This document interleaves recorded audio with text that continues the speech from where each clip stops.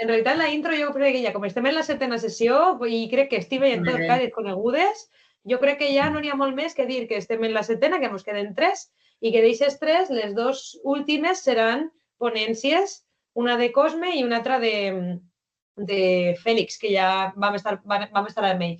No n'hi ha ningú canvi més, l'únic que Cosme sí que ens va proposar canviar la temàtica perquè ara estava treballant un altre tema diferent al que posava. Estava com amb 2 projectes de treball de 2 llibres i el de memòria, que era el que inicialment ens va proposar, l'estava deixant passar. Aleshores, ara mateix està estudiant precisament el tema que anem a parlar avui, a la sessió d'avui, en la qual cosa crec que serà un complement molt bo per a la sessió de Sara, perquè estava treballant amb arxius de la Lluïsiana espanyola i de conspiracions d'esclaus, resistències i del paper d'Haití en tota la influència en el cicle revolucionari del 18, de final del 18.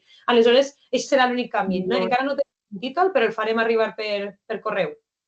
I ja crec que no n'hi ha res més a dir. La resta, ja ho sabeu. Participem, escoltem aquí el llibre que tenim avui, que a més és molt suggerent per el que he pogut llegir, i a gaudir mogolló. Vale. Bueno, està en castellà perquè crec que està Marina per ahí també. Vale, Ai, sí, perdoneu, Marina, bona vesprada. Hola, no sé por qué, pero no me funciona la cámara, pero sí estoy aquí. Pero de todas maneras estaba entendiéndolo todo, ¿eh? O sea, a mí me da igual realmente. Claro que sí. Para que veas. Dilo, vale. Coméntalo por ahí algún... Uy, sí, lo comentaré. No sé si me van a hacer mucho caso, pero yo lo comento. Bueno, que en Alicante también, se puede comentar. O sea que... Vale. Ay, sí, yo. Bueno, pues voy allá. Yo sí que en mi castellano muchas veces veréis que tengo la tonalidad muy valenciana y se me puede escapar alguna, pero bueno, vamos allá. A ver, como ya ha dicho Lucía, estamos ya en la sesión número 7 del seminario. Estamos todos, creo que hemos estado todos en las anteriores y por lo tanto contextualizados. Y lo que nos tocaba hoy era hablar del libro de Martin Lenhardt, Disidentes, Rebeldes e Insurgentes, ¿vale? Que se centra sobre todo pues, eso, en la resistencia indígena y negra de la América Latina.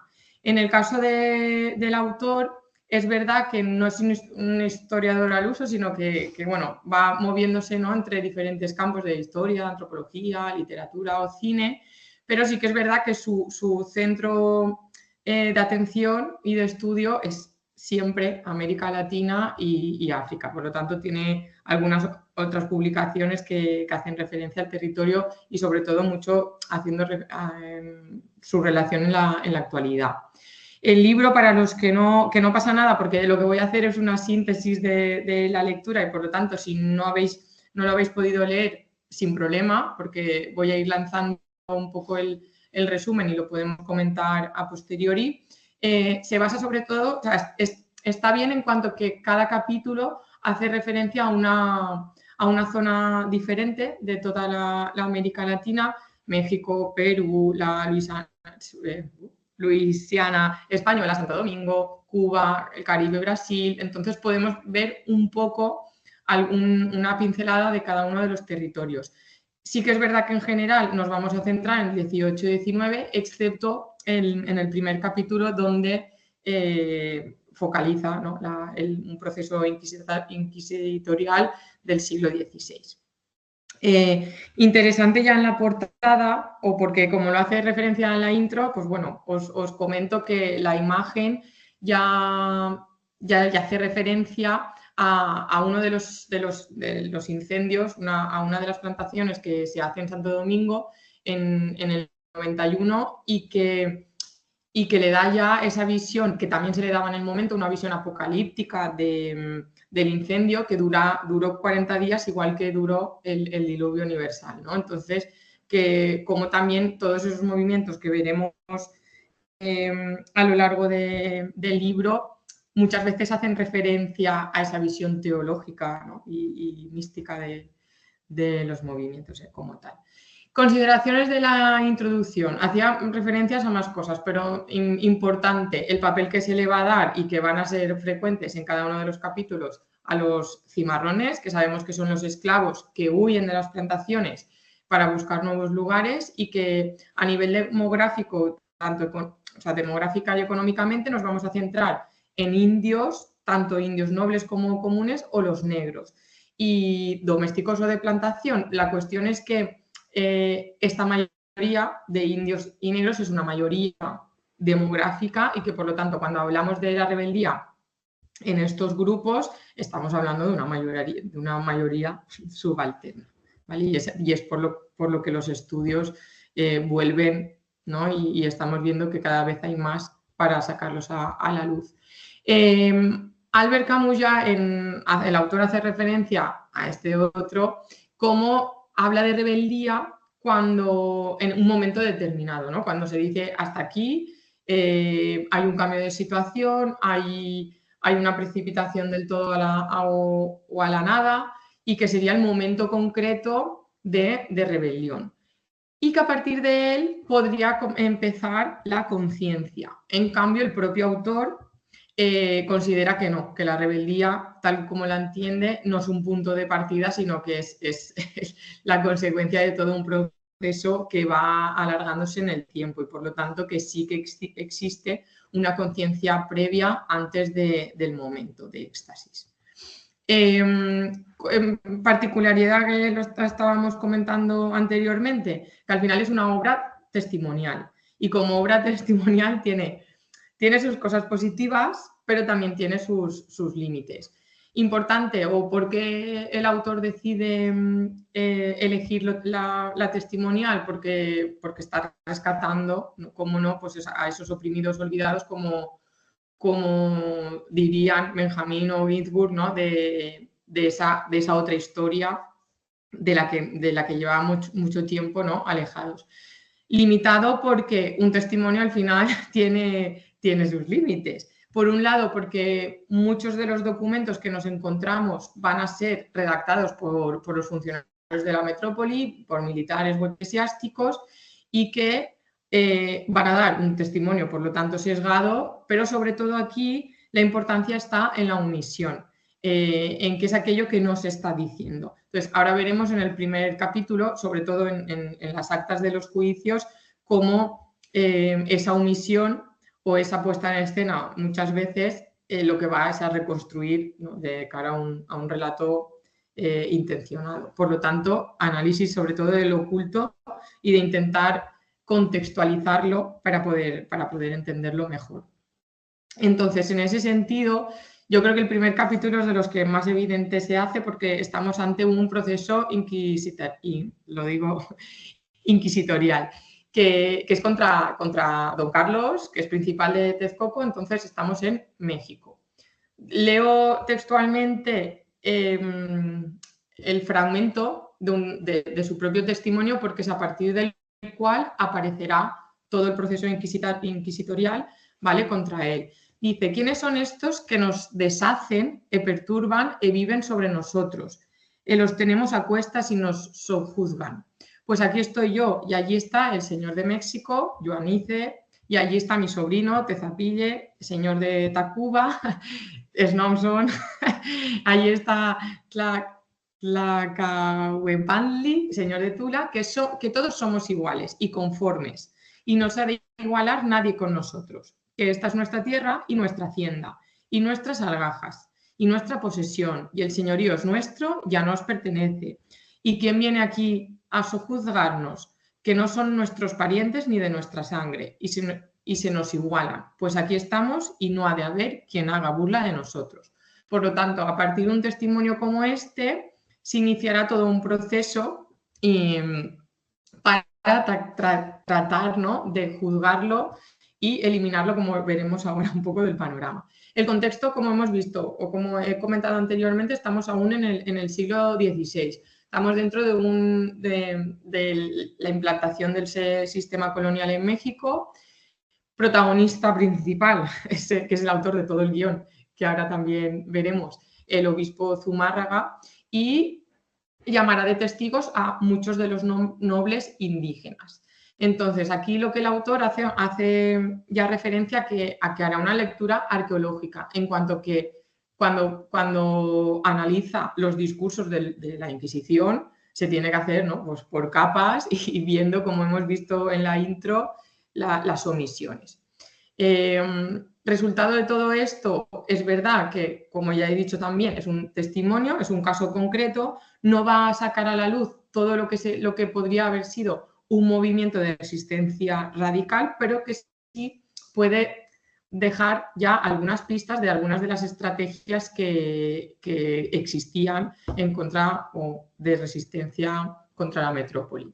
Entonces, en este caso y en el capítulo, lo que va haciendo es sacando las actas, cada una de las citaciones en qué es lo que se habló. Entonces, a modo una pincelada de cada una de ellas. Empieza con la denuncia del sobrino de don Carlos, que lo acusa de burlarse pues, de todas las procesiones de la Iglesia, incluso de sentirse amenazado por haber defendido la Iglesia y por lo tanto el tío Carlos como le lanza una serie de amenazas. A partir de esta denuncia tenemos un segundo testimonio que se situaría en la situación, en el contexto, y afirma esas burlas, esas amenazas y amplía un poco incluso el testimonio. Y así aquí empezará una serie de búsqueda de evidencias en tal de encontrar pruebas para su acusación. Entonces, la del 4 de julio intentan acusarlo de idolatra. Entran en su casa, le confiscan una serie de objetos que hacen referencias a los rituales propios prehispánicos, pero cuando van a buscar los testimonios ven que ni criados, ni vecinos, ni la gente de alrededor, nadie acusa a don Carlos de ser seguidor o de hacer culto a esos ídolos. Aún así, la Inquisición habla dentro del acta del día de que se encuentran ante una casa embrujada y por lo tanto lo meten como, ¿no?, del contexto. No tengo la evidencia, pero lo meto. Otro intento de sacar alguna evidencia para juzgar es 5 de julio con el culto a Naló, que es el dios de la lluvia. Lo mismo, cuando empiezan a buscar testimonios, sí que se detecta que a nivel regional existe ese culto, un culto prehispánico que es general, pero ninguno de ellos lo relaciona con don Carlos. Aún así, de nuevo, en el acta del juicio lo mete como contexto dentro del expediente. Otro intento es poder acusarlo de poligamia. Aquí buscan a todas las mujeres de su alrededor, ¿no? A la hermana que dice que sí, que es un defensor, tiene a la mujer, a la sobrina y a la cuñada que empiezan o sea, los testimonios son en base a algunas de las situaciones con don Carlos en el que posiblemente haya una especie de desenfreno, pero ninguna de estas situaciones lo que puede alegar o puede confirmar que exista una poligamia real, más allá de, bueno, pues un hombre un poco desenfrenado. Entonces, delante de esta falta de evidencias es lo que el autor llama que llega el golpe de teatro, y aquí es donde entraría el inquisidor del juicio, en el que empieza, o sea, llega con un informe escrito mucho, o sea, dice 4 veces más largo que el original, en lengua de indios, y en el que se alargan la versión, o sea, se alargan las versiones de denuncia y empieza a añadir elementos más teológicos o políticos. Aquí un ejemplo que pone es como las traducciones que hace el fraile de los testimonios, ven que existe como una especie de énfasis en toda su interpretación, ¿vale? Un ejemplo es que don Carlos dice: mi abuelo y mi padre miraban a todas partes, atrás y adelante, en uno de los testimonios. ¿Qué dice la traducción? Que ellos sabían lo pasado y por venir y sabían, como dicen los padres, que se nombran profetas. Es decir, que insinúa que don Carlos está atribuyéndole a sus antepasados facultades propias de los profetas bíblicos. Se interpreta una actitud más amenazante que la anterior de cara a su sobrino y los testimonios cambian todos. El padre dice que no recordaba la anterior acusación y por lo tanto ratifica lo que el sobrino había dicho. El testigo de la casa, el indio que había sido también interrogado, dice que sí, que existe el culto a la LOC. Todo ello da una imagen de Don Carlos como el defensor acérrimo de esos valores y de un discurso completamente diabólico y que cuestiona toda la legitimidad. Cuando interrogan a Don Carlos, sí que es verdad que en el informe aparece como no llega a negar nunca del todo, sino que siempre es nunca dije tal a nadie o nunca dije tal, pero no llega ni a negar ni a admitir, por lo tanto juega un poco en las palabras. Aún así, la acusación pues es esta, ¿no? Ha idolatrado a los demonios, ha aprobado muchas de las herejías, se impide que se enseñe la doctrina cristiana, se burla, anima al resto para que no sigan la doctrina de Dios, el padre y el abuelo han sido profetas, hereje, bueno, y sobre todo, y al final también, como la poligamia. Es decir, independientemente de no haber encontrado las evidencias, se le acusa igualmente. Interpretación que se hace de todo esto, una, la maquinación de la Inquisición, porque eligen los testigos que casualmente son opositores políticos de Don Carlos o las mujeres. Se omiten algunos de los indios que sabían que iban a ser favorables al testimonio y las razones sí que se detecta que al final Don Carlos era una figura de la alta jerarquía, que podía ser un peligro y que por lo tanto con esta acusación podían quitarse de en medio un cacique local. Pero es que además, al quitarlo de en medio, la corona podía heredar todas las riquezas, todos los oros de los santuarios y de paso servir de ejemplo para el resto. Entonces sí que de un 2 por 1, ¿no? Muchos de los nobles destruyeron incluso los manuscritos que tenían antiguos por el miedo a eliminación de las idolatrías y la división de los clanes. Por lo tanto, un golpe de teatro que sirvió. ¿Vale? Dice que aquí sí que hace referencia al autor que si solo lo hubiese nombrado como hereje hubiese sido muy difícil porque realmente herejes había muchos, pero que se encuentra también en documentación que existían negociaciones en las cuales llegaban a acuerdos para permitir como la práctica de antiguos rituales y una especie de compra de esa libertad a cambio de otros pactos a nivel más político o económico. Como diría pues, el historiador Watchell, habla de cómo la colonización lo que hace es desestructurar para volver a reestructurar esas sociedades nativas y por lo tanto conseguir el objetivo. En el capítulo 2 nos vamos a Perú y nos vamos a la figura de Atahualpa. Aquí yo la primera, porque es verdad que de la América prehispánica poquito, pero me ha sorprendido lo que es la propia figura de la que tenía muy poca información. Se habla de que no existe documentación como tal, ni de nacimiento ni de muerte, y que incluso muchas de las referencias que se hacen parece que sea como una especie de espejismo.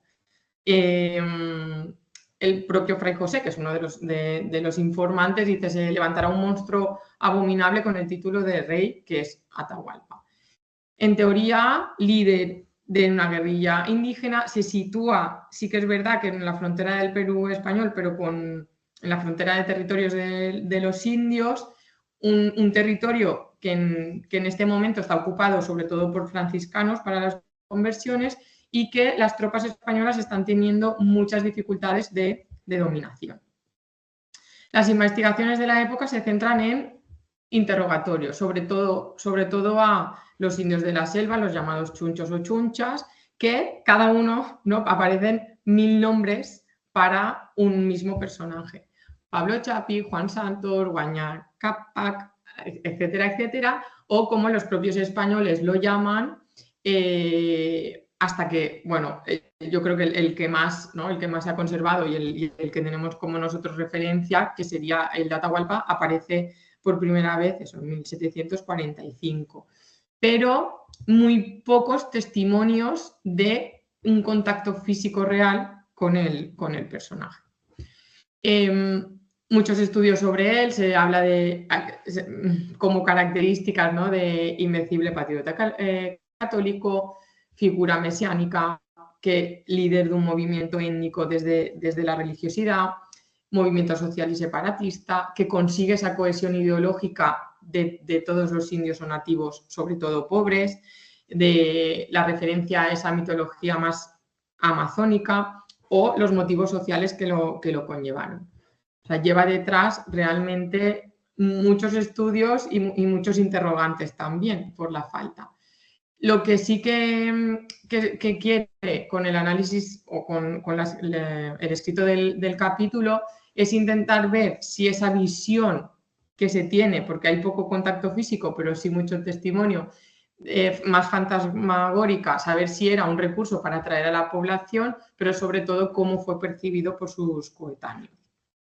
Entonces, aquí los testimonios que le dan a Fray Domingo García es que es de Cuzco, pero vive en Quixopango, que su principal objetivo es quitarle la corona a Pizarro, sobre todo matando gente y enviando cabezas a España, que a los españoles se les acabó su tiempo. Sí que el vestuario es muy concreto del movimiento, porque es el cusma, que sería como el camisón que utilizaban, porque también se detecta que en el momento en el que entran al movimiento se retiran los ponchos o los pellejos que utilizaban de manera habitual. También que hay muchos, o sea, dentro del movimiento hay parte de indígenas que no habían pertenecido antes al Estado Inca y que en cambio aquí se incorporan al movimiento, y que para él existen 3 reinos en el mundo, que sería el reino de España, el reino de Angola y el reino del Inca. Aquí también el autor lo que hace es ir dando pistas de cómo lo perciben los coetáneos. Entonces, por una parte está Atahualpa como mito. Como mito es, se le designa una ascendencia incaica, que tiene esa pretensión de rey, y que lo hace incluso por razón divina. O sea, la corona es porque se lo ha permitido Jesucristo o la Virgen. En la relación que tiene con la nobleza inca, sí que es verdad que se detecta, aquí dice, por las cartas que el virrey hace a la corona, se puede detectar que existe un movimiento nacional neo-inca de la nobleza, sobre todo por el tema de las procesiones, por el tema del vestuario, pero también hace referencia a si ese movimiento neo-inca, sobre todo urbano, tenía relación con el movimiento encabezado por Atahualpa. En este caso sí que hay testimonios que dicen que, bueno, que el movimiento de Atahualpa no pasa de las montañas, por lo tanto no tendría una relación directa con el urbano, e intentan suavizar un poco la visión de barbarie que se tiene, y que los consideran como la parte más inculta, ¿no? O de poca formación. Otros de los testimonios habla de que su propio movimiento tiene hombres y mujeres que están en pleno desarrollo. Aquí sí que es curioso hacer referencia a cómo es más partidario de los jesuitas que de los franciscanos, porque los franciscanos habla de que son más conservadores y persiguen la poligamia. En cambio, los jesuitas como que saben mejor reinterpretar ese cristianismo para los indígenas. Su intención de aparecer en el libro de los curas como para legitimar su poder, ¿no? Y los tres Dios, Papa y Rey, ¿no? Como los gobernantes de los 2 mundos. Aquí hace referencia también a cómo se le considera o se ve la figura como un líder mesiánico, porque se considera que él es hijo de Dios, que su madre es Sepacuya Virgen y que es él mismo podría ser el Espíritu Santo y el Dios absoluto de toda América. La diferencia o de la reinterpretación que se puede hacer respecto al cristianismo, que habla de restablecer ese orden antiguo. Por lo tanto, volver a esa sociedad arcaica y todo lo que tenga que ver con la población blanca y occidental, pues posiblemente se tenga que luchar contra ello. Y es porque la población andina tradicional, que sería su contexto, tiene la creencia en que la historia es una sucesión de cataclismos. Por lo tanto, un cataclismo es una crisis, un periodo de crisis en el que se rompe el orden, pero al que se tiene que volver. Por lo tanto, la invasión o la colonización es la ruptura de ese orden y, por lo tanto, debemos de volver a aquello anterior para restablecerlo. ¿Vale? Por eso se van a sentir amenazadas las tradiciones, la propia existencia a causa de la colonización. Por eso se cree que tuvo o movilizó a tantas personas. En el capítulo 3 nos vamos a la Luisiana española y al cimarronaje que se encuentra en los bayous. Aquí, antes de empezar con el hecho en cuestión, el autor habla de diferentes tipos de cimarronaje. Podríamos encontrar unos cimarronaje de ruptura, que sería como el abandono de la hacienda para ir al paraje inaccesible. Puede existir un cimarronaje intermitente, es decir, en un momento determinado, para evitar un castigo, me fugo, o para hacer la petición de unas condiciones laborales mejores. O el que se conoce como encubierto o disimulado, que sería con reuniones secretas, con robo, con comercio clandestino, es decir, intentar hacer una especie de autoorganización, pero en la clandestinidad. Entonces, en base a esto, vamos a ver uno de los episodios en los que se podrían combinar todos ellos en un mismo hecho. ¿Qué es lo que pasa aquí? Que se abre un proceso criminal contra dos negros cimarrones, que son Luis y Enrique.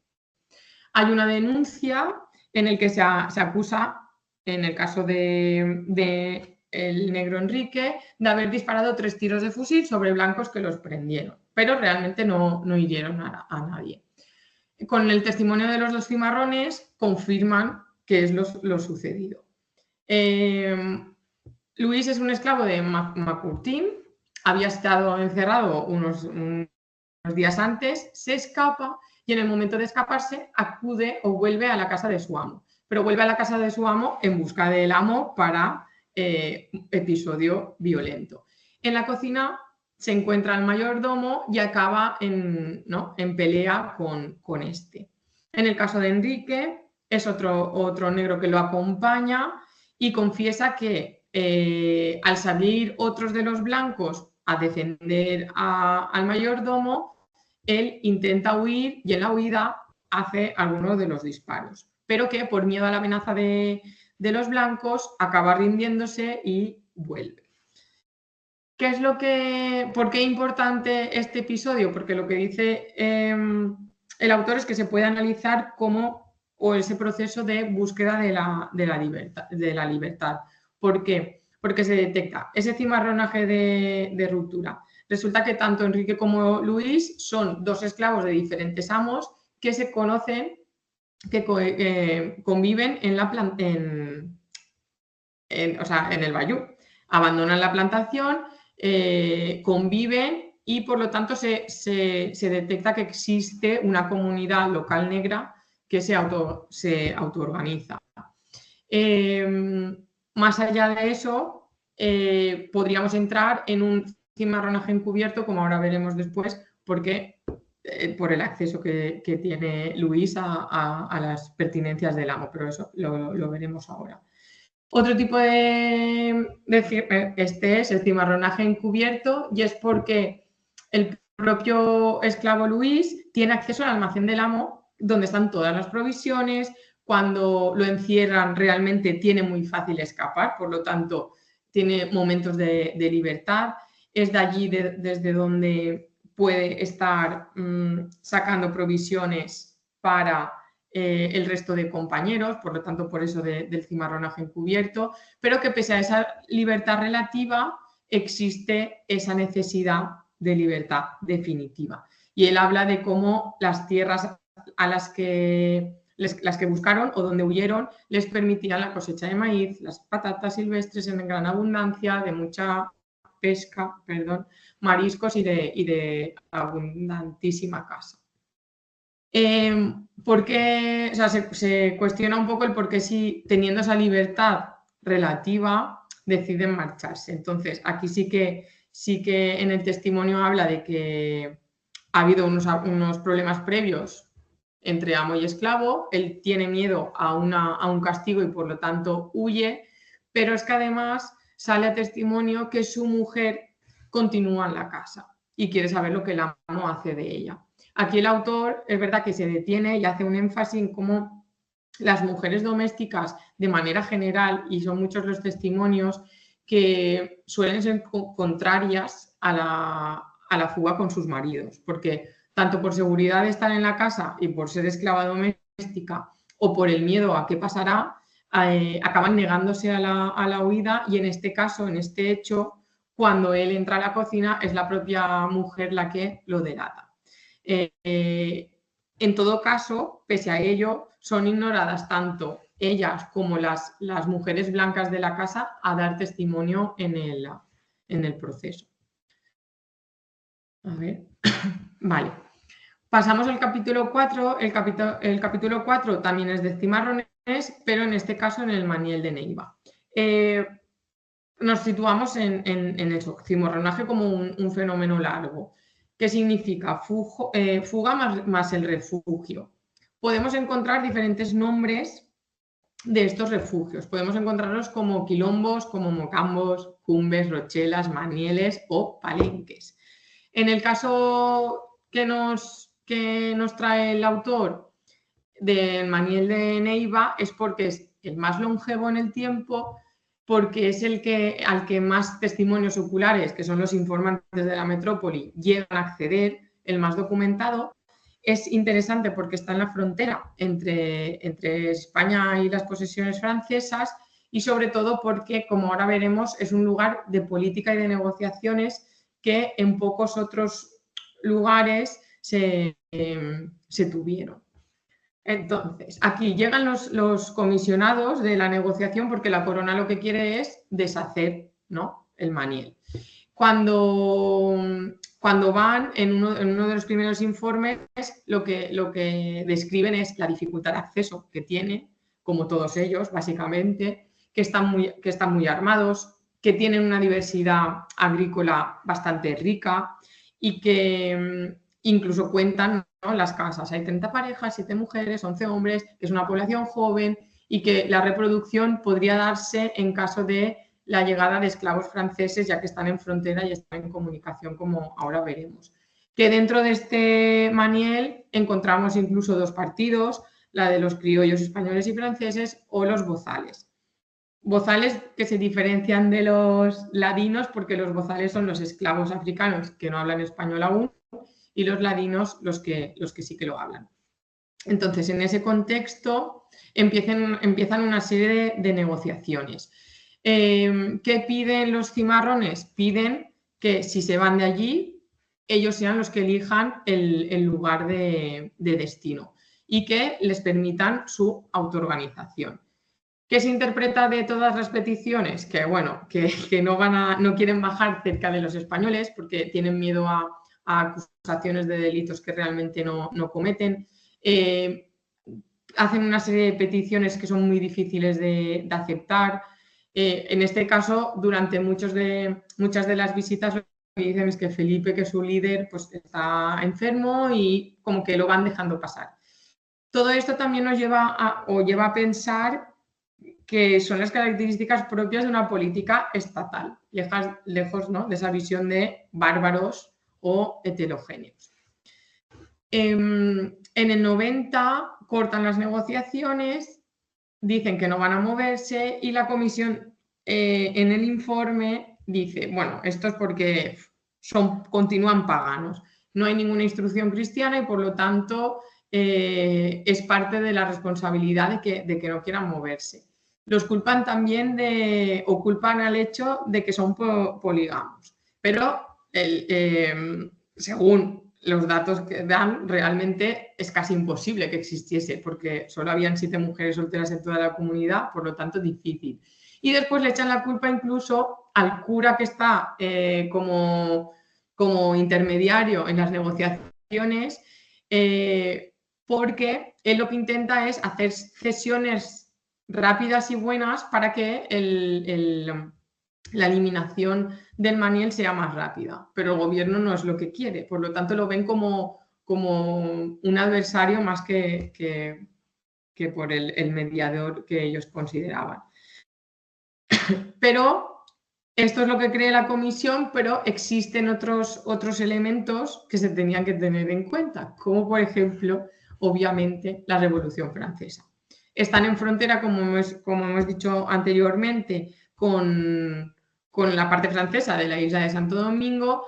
A partir de la Revolución Francesa, esta se divide y también se encuentran los dos bandos, ¿no? Los realistas y los separatistas, pero empiezan a haber una serie de revueltas, como son la de los mulatos, que luchan por esa ciudadanía. Muchos de ellos, con las revueltas, pasan a la parte española, pero la corona lo que hace es entregarlos y condenarlos a morir. Existe revuelta de esclavos, muchos de ellos líderes que después pasarán al servicio de los españoles. Todo ello, insurrecciones y revueltas que acabarán afectando, obviamente por proximidad, al Maniel español, que se está viendo muy difícil de reducir. Tenemos a los líderes esclavistas, tenemos al cura Bobadilla, otros vecinos españoles no cimarrones, pero que están confabulados contra el gobierno. Evidentemente continúan sin esa instrucción católica y sobre todo por las noticias que llegan de la anarquía francesa. Así los comisarios, los encargados de la negociación dicen, bueno, vamos a esperar un poco porque en este momento iba a estar muy, muy complicado su anulación. Otro elemento que saca el autor y que puede mostrar muy bien cómo se autoorganizaban y cómo tenían, ¿no?, su propia forma, es la relación que tenían con los llamados alzados de la costa. En la costa del Maniel está la playa del Petit Trou, que es una comunidad de alzados que sería, pues, el sinónimo de aventureros. ¿Qué hace la Comisión Española? Afirma que ha existido un crimen o ha desaparecido un capitán inglés de uno de los barcos y por lo tanto se mete en la costa para hacer una serie de interrogatorios, aunque con la intención real de intentar acabar con esa comunidad, con intentar que confiesen otros delitos de sangre, detectar todo el comercio ilegal que hay de armas, de alcohol, de carne o de todas las la producción de madera, todas las relaciones ilícitas que había con las mujeres del Maniel, y que todo esto lleva a pensar, el conocimiento de que existía una relación de dependencia entre estos alzados de la costa con el Maniel y por lo tanto ambos se nutrían mutuamente para la supervivencia. Por lo tanto, necesidad de hacerse con esta comunidad para atacar también al Maniel. Consideraciones de toda esta situación, que existen grandes negociaciones y esto los propios líderes del Maniel, como puede ser el criollo Felipe, el español Santiago o el Gozal La Fortuna, que son los protagonistas, hacen de notar que existe incluso, ¿no?, la capacidad de liderazgo y de organización. Hay mucha documentación gracias a estas negociaciones para ver cómo funcionaban. Tienen la posibilidad incluso de negociar entre iguales. Si no vienen autoridades españolas concretas, no vamos a negociar, pero que no es un foco de lucha contra el sistema esclavista, ya que ellos mismos, incluso a cambio de remuneración, ayudan a la captura de otros cimarrones sueltos, incluso de la parte francesa. Y culturalmente, como hemos visto, católica no, pero tampoco pagana ni poligamia, es decir, no se detecta que exista una cultura muy concreta.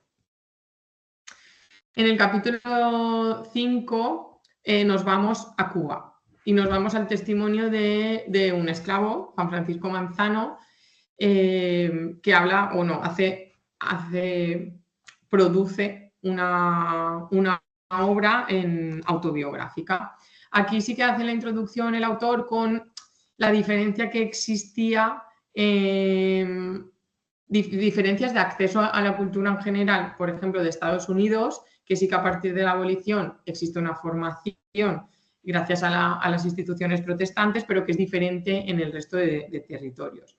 Entonces, por eso mismo, la autobiografía de Manzano llega a ser excepcional, porque es muy extraño o muy poco frecuente que los esclavos pudiesen llegar a escribir.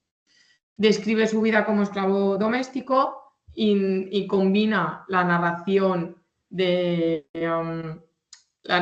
contexto con él como protagonista. Incluye algunas de las observaciones sobre la realidad social y acaba publicando su propia obra. De esta obra, su relación sobre todo con su ama, que es la marquesa. Así es, su ama desde los 12 años. Entonces, ¿qué aparece? Esto es toda una novela, ¿eh? Tiene una relación con un doble perspectiva. Como hay momentos en los que la relación es hijo-madre, entonces él siempre va con su ama a modo de guardaespaldas, pero también la de, se me ha escapado una ama-esclavo, pero con una relación más afectuosa. Relación afectuosa que irá combinada con castigos de esta índole. Le quita pétalos de una flor, la ama lo encierra en una enfermería con las manos y pies atados como Jesucristo. Roba una flor, le hace correr con las manos atadas delante de un caballo. Contar historias o leer poemas como literato, ¿no?, que era, ponerle una mordaza. Y uno de los castigos que parece que sean el punto de inflexión en el cambio de relación es el ducharse sin permiso. A él le llama el momento de mortificación, porque empieza, a causa de ello, el castigo es romperle las narices, quitarle los zapatos y que lo pelen. Y que vaya desnudo hacia el arroyo. ¿Qué es lo que sucede? Que todo ello sucede, delante de la amada. Por lo tanto, punto que tiene como de gran referencia y como el más traumático. Aquí sí que es verdad que se detectan unos castigos básicos o relacionados con el sadismo más clásico. Entonces, en base a todo ello, se iniciaría la fuga, ¿vale? Pasaríamos de esclavo a cimarrón. Él ve que como poco a poco el propio sistema, ¿no?, se lo va tomando. Un segundo punto de inflexión vendría con la situación con la madre. Sí que es verdad que hay un momento de castigo que después de castigarlo a él castigan a la madre y él tiene un momento de agresión. En el momento que ve que castigan a la madre, tiene un acto violento y lo que hablaba el autor anteriormente, que podría ser momento de rebeldía abierta. Pero el segundo punto de inflexión como tal sería la muerte de la madre. Hasta con la madre en vida ha estado dentro del sistema y se ha conformado, pero en la muerte él exige el estado de los pagarés que había estado haciendo su madre, había estado depositando a lo largo de su vida para comprar la libertad de su hijo. Eso el ama lo ve como un ataque y por lo tanto empieza a aumentar más aún la intensidad de la violencia y del odio, amenazándolo con incluso romper todos los pagarés y que no pudiese llegar a tener nunca la libertad absoluta. Y tercer punto de inflexión antes del inicio de la fuga sería, bueno, como castigo total y definitivo, es la vuelta al campo, es decir, vuelve del esclavo doméstico al esclavo común. Conclusiones que se hacen de todas sus referencias y porque tenemos que darle pincelada rápida, es que realmente se trata de un testimonio de un esclavo privilegiado dentro de la situación que existía. No se hace ningún cuestionamiento o no hace relación a los debates que existían en el momento de antiesclavistas, Cuando pasa a esclavo común, tampoco es que se muestre una solidaridad con ellos y tampoco llega al momento de condenar el sistema. Y ya por último es el capítulo 6 que hace referencia a algunos de los alzamientos que se producen en plantaciones del Caribe y de Brasil. Y la importancia sobre todo que tuvo, ¿no?, la abolición de la esclavitud en algunos de los dominios franceses. Aquí el autor hace referencia como que este momento sería el punto de inflexión o sería el inicio de esa revolución de la conciencia negra. Tenemos por una parte el motín de la ciudad de Trinidad o de Puerto Príncipe o la conspiración negra en el caso de Estados Unidos de Charleston. La cuestión es quién lideró, o se cuestiona mucho quién lideró estos movimientos, si los negros nuevos o los criollos. Aquí, como antes en el anterior capítulo también hace referencia, dentro de la formación en ese pensamiento ilustrado propio o de la revolución, ve como sí que existe una diferencia entre zonas anglosajonas o en el caso de Haití, porque los predicadores son protestantes con una defensa de la igualdad y que se oponen al sistema esclavista. En cambio, en la América Latina o el Caribe hispánico es la Iglesia Católica el instrumento del régimen y que se involucran poco en esa lucha y en esa formación. Entonces, en base a ello, se cuestiona cuáles fueron las raíces realmente de todos los movimientos a nivel ideológico o cultural. Habla de situación de diglosia, ¿no?, lingüística y cultural, con esa mezcla, sobre todo en la introducción del castellano o de la religión, pero que incluso con las independencias no parece superarse. Y aquí mete la referencia de cómo los criollos mantienen la lucha después contra lo que consideran barbarie después de las independencias. Un ejemplo que es curioso es el ejemplo de las negras viejas, que dice: de estas negras viejas de rosario y libro de misa que nos hacían rezar de noche el Padre Nuestro aunque nos estuviésemos desplomando del sueño, que nos obligaban a besar el pan bendito cada vez que éste se caía al suelo. No hubieran podido sospechar los señores blancos que eran las mismas que después de adorar en el templo católico a estilo de blancos a la Virgen María, a Santa Bárbara o a la Candelaria, irían a derramar la sangre de los sacrificios con fervor atávico sobre las piedras que representaban a sus ojos a estos mismos santos de la Iglesia Católica, pero con las exigencias, los nombres de personalidad puramente africana, de Yemu, es que se me talla, etcétera, etcétera, que es que tindaban. La cuestión es que dentro del movimiento, de la revolución, incluso de algunas independencias, existe por parte de los criollos incluso la necesidad de luchar contra el sistema, consolidarlo.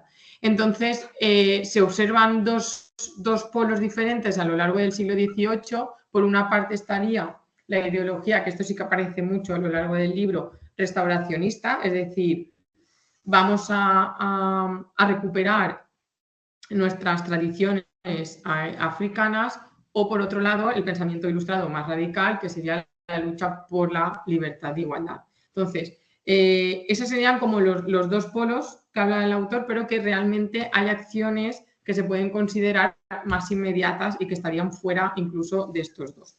Y aquí ya empieza a poner una serie de hechos. En el caso de Guira de Melena, que es en Cuba, habla de la insurrección en el Cafetal, en el Carmen, ¿vale? Y aquí vuelve el amo a casa, se encuentra con el esclavo borracho y le impone un castigo de boca abajo, pero dentro del castigo cae al pozo, entonces automáticamente toda la comunidad se va dale a oficial, sí, dale a 1.21.5. Hola. Vale. Vale. Continúe, ¿no? Sí, endavant. Vale. No sé, bueno, sí, veieu la pantalla, no? Crec que jo al tancar el micro està tot guai. Vale, perfecte, perdó. Vale. toda la comunidad automáticamente se van a por el mayoral por el tipo de castigo. Entonces se interpreta el hecho como el castigo que le había dado el mayoral por estar borracho es demasiado duro, que el momento del pozo puede ser que sea por quitarse la vida, el momento borracho quizás por la depresión. Entonces, que toda esta situación además coincide con el momento de masificación de todos los esclavos. Pero aún así, independientemente de esta insurrección completamente espontánea, no se detecta que forme parte ni de ningún militarismo, ni de ningún jacobismo negro, como el conocido en Haití, ¿vale? En el caso del río Atibaya, que sería en Sao Paulo, sí que se detecta la creación de un club, una especie de asociación político-militar de tradición jacobina, del proyecto liberal revolucionario. Lo que pasa es que además hay muchos testimonios con las ideas ilustradas, pero que también tienen como telón de fondo la utopía negra, que sería el mundo al revés. Por eso de este grabado, perdonad las fotos, pero del propio rey negro en el trono gobernando. Entonces, este nos ayuda sobre todo para ver cómo la vida en el quilombo seguía la tradición centroafricana y, por lo tanto, de nuevo, esa ideología o ese polo restauracionista. Y es porque la guerra contra los blancos sería para defender el modo de vida africano, pero que tampoco se detecta que sea una lucha concreta para terminar con la esclavitud.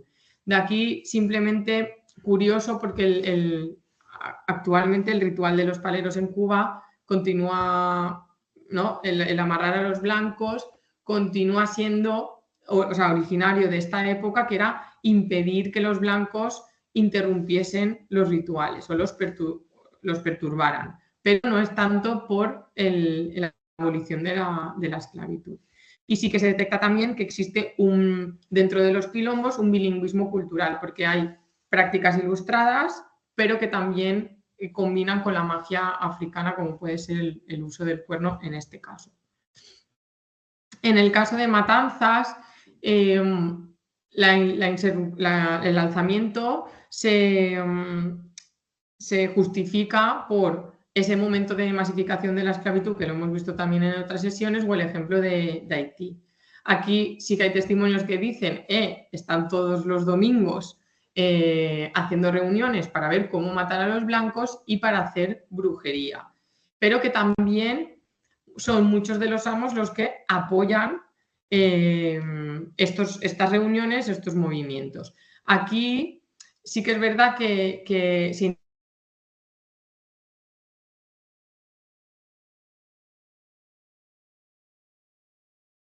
pero también existe, por otra parte, muchos testimonios que defendieron la protección de sus amos. Por lo tanto, no querían la aniquilación absoluta de ellos, sino que básicamente el movimiento estaría centrado en la protección de sus tradiciones o en el uso de la brujería, no tanto la aniquilación física.